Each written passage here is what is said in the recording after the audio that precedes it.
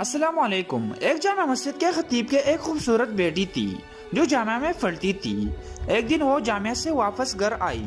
गाड़ी से उतरते वक्त एक लड़के ने उसका चेहरा देख लिया। लड़की बहुत हसीन और जमीला थी। लड़के को पसंद आई। उसने पता किया लड़की खतीब साहब की बेटी थी। लड़के ने उसी दिन से सफ़े अव्वल में नमाज पढ़ने का एहतमाम शुरू किया। अजान सुनते ही वो मस्जिद के दरवाजे पर पहुंच जाता। नमाज तक तिलावत कुरान में मशगूल रहता था। 6-7 महीने तक वो इसी मामूलात पर पाबंद रहा। उसके बाद उसने वालिद से शादी की ख्वाहिश का इजहार किया।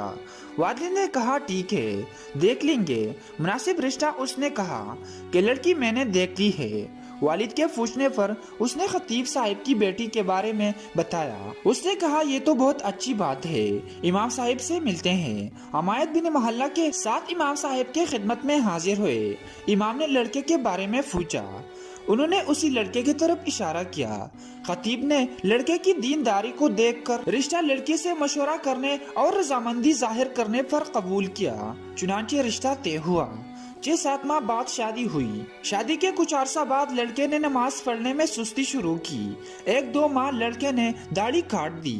घर आने पर उस लड़की ने सख्त नाराजगी का इजहार किया। उसने कहा कि ये नमाज तो सिर्फ तुम्हें हासिल करने के लिए पढ़ रहा था, अब मकसद हासिल हो चुका है, अब क्या जरूरत।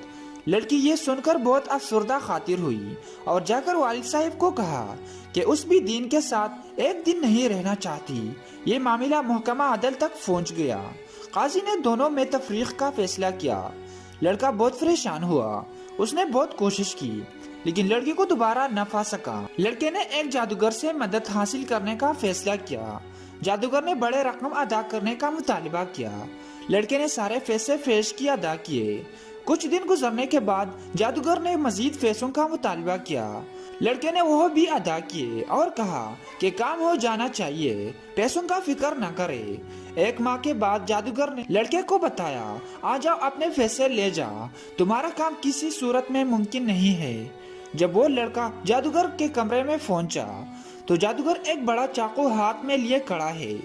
लड़के ने हैरतज़दा अंदाज में पूछा, ये क्या कर रहे हो? जादूगर ने कहा, मुझे कत्ल कर दो वरना 2 कत्ल कर दिए जाएंगे।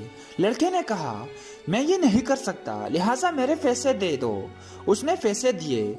लड़का पैसे लेकर भागने लगा। पुलिस वालों ने लड़के को परेशान हालत में भागते हुए इसे जब्त कर लिए। लड़के तवस्सुत से पुलिस जादूगर तक पहुंच गए। जादूगर ने पुलिस को कहा, मार डालो, मैं मरने वाला हूँ, मुझे वो नहीं छोड़ेंगे। पुलिस ने दोनों को काजी के पास ले गए। काजी को जादूगर ने पूरी कहानी सुनाई कि हम इस्तितामल बिशात के जरिए जादू का अमल करते हैं और कामयाब हो जाते हैं, लेकिन इस लड़की पर जब मैंने ये अमल किया और शैतानों से मदद हासिल करने की कोशिश की तो इस घर की हिफाजत पर फरिश्ते मामूर थे। फिर मैंने दूसरा अमल किया, तब भी फरिश्ते मामूर थे, लेकिन पहले से तादाद में ज्यादा थे। उसके बाद मैंने रईस शैतान से मदद लेने की कोशिश की। इस बार जब वो घर के पास गए तो वहाँ फरिश्ते खड़े थे। उस दिन के बाद से अब मुझे वो शैतानी ग्रूह मारने पर तले हैं। काजी हैरान हुआ। उसने खतीब साहिब को बुलाया। जब इमाम साहिब तशरीफ लाए तो उन्होंने पूछा, क्या अमल करते हो कि फरिश्ते आपके घर के हिफाजत पर मामूर है? उसने पूछा क्यों, क्या हुआ? क्योंकि उसको पता भी नहीं था कि यहाँ क्या चल रहा है। जब उन्होंने इमाम साहिब को पूरी कहानी सुनाई तो खतीब साहिब ने कहा कि हमारे घर में सुबह रोजाना सूरत बकरा की तिलावत होती है और जिस घर में सूरत बकरा की तिलावत होती है उस पर जिन्नात और शैतान असर नहीं होता। नेक खानदान की हिफाजत के लिए अल्लाह पाक ऐसे इंतजाम फरमाता है। दोस्तों, अगर वीडियो अच्छी लगी तो ऐसे सबक आमोज़ कहानियों के लिए हमारी चैनल को सब्सक्राइब करें।